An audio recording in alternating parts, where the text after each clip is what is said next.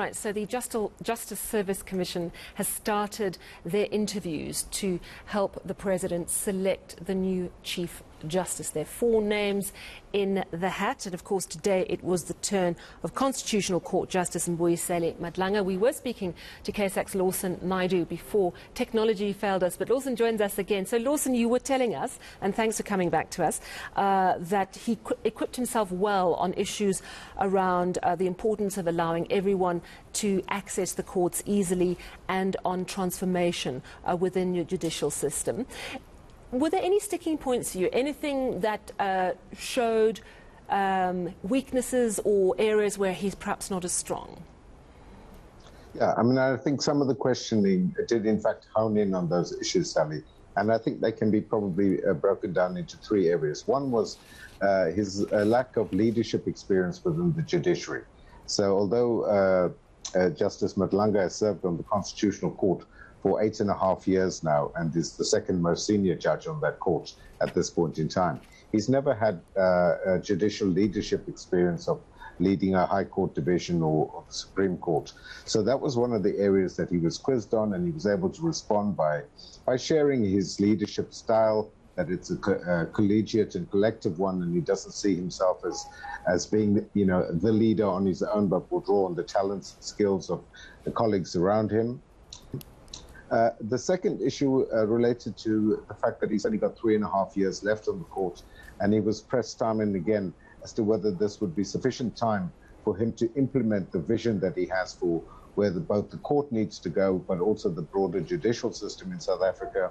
You've touched already on the issue of access to justice, and he spoke at length about using technology and virtual court hearings in order to bring justice closer to the people.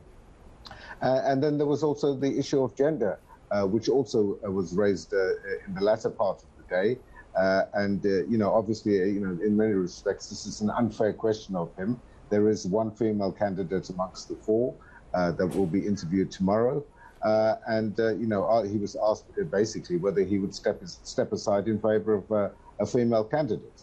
You know, I think we have 4 extremely well qualified and equipped judges on the shortlist, and you know, by all accounts, any of them would be able to make the grade as a Chief Justice. So ultimately, at the end of this process, at the end of these 4 days of interviews, the JSC will have to convene and discuss the strengths and weaknesses of each of the candidates, and present a report to the President, who we must not forget is ultimately the person who will make that decision. He makes the final call, doesn't he? Absolutely.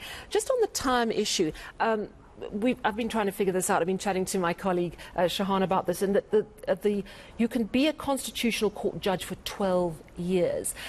So my understanding is because he's been a judge on the Constitutional Court for about 9 years, is that correct that he would then, even if he got this position, only serve as Chief Justice for 3 before he had to leave? Is that right?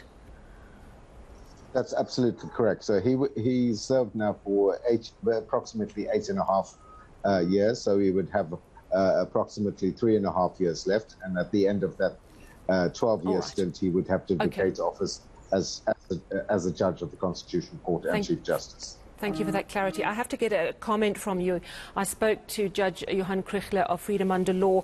They are asking for Advocate Dali Mpofu and EFF leader Julius Malema to step aside, and they're raising concerns with Dali Mpofu. He has the Legal Practice Council investigated him and has recommended that he be charged, I think, with professional misconduct. That's because of the outburst during the Zondo Commission when he was cross-examining Pravin Gordhan, and he told Pravin Gordhan to shut up, also told his counsel to shut up, but also concerns around the way Julius Malema conducted himself during the previous round of justice interviews, concerns that he was politicizing the issue. Do you support Freedom Under Law's call that they should recuse themselves? Well, I think Freedom Under Law have raised very serious concerns about the fitness of those 2 commissioners of the JSC in particular, and for the reasons that Justice Krichler has articulated, that Advocate Mpofu is facing a professional misconduct charge from the Legal Practice Council, which would call into question his fitness to practice as an advocate and certainly to represent the profession. Chairperson of the Council for the Advancement of the South African Constitution, commenting on day one of those interviews. It was Mbuyiseli Madlanga. Tomorrow it is Supreme Court of Appeal President Mandisa Maya. It'll be very interesting to hear from her.